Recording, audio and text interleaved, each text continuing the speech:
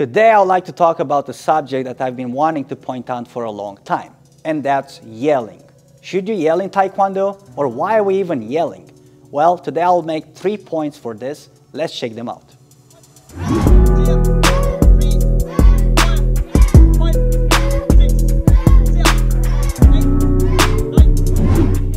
Well, firstly, when it comes to yelling in Taekwondo, myself, I've been taught to yell in Taekwondo, and if your masters are Korean or your masters were trained by Korean masters, you know that you were taught to yell by saying acho, like acho, acho, something like that when you were learning Taekwondo. At least that's what they taught me, and that's how I developed my yelling in time.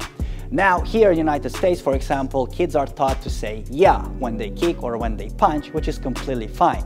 To be honest, it doesn't even matter what you're saying. You don't even have to say anything as long as you breathe out and you just yell. The first point I want to make, and why everyone should yell starting with beginners, is because it gives you more power and it engages your core. So for example, try to throw a punch as hard as you can on any type of target without yelling. And then try to yell while you punch. Pacho!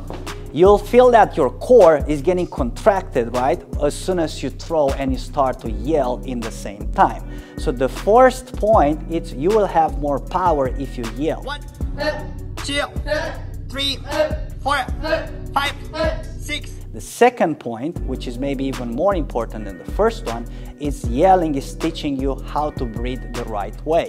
And if you look at other sports like football, basketball, boxing, or any other combat sport, you'll notice that they are yelling. Maybe they don't say yeah, or they didn't say acho like we do in Taekwondo, but they would grunt or they would breathe out really hard, that it's almost like a yell. Why? Because whenever you're supposed to release a technique with power, you're supposed to breathe out. So that's what the yelling is teaching you, especially when you're a beginner and you do not know exactly how to engage your power. So that's part of it, and also it teaches you how to breathe out, as we were mentioning before.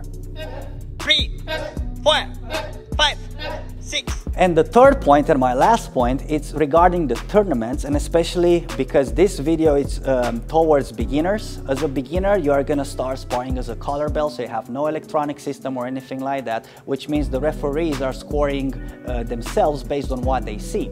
And in case the matchup is pretty close, and they have to decide who was the more aggressive player, who controlled the matchup better, who controlled the round better, that's gonna go most likely to the guy that was yelling harder and impress the referees, because that shows that he had confidence, he dominated, he was the alpha player, or at least that's how it looks from the outside. And keep in mind, I'm talking from a perspective where the matchup is really close and the referees have to make a decision based on the other guy's dominance or anything like that.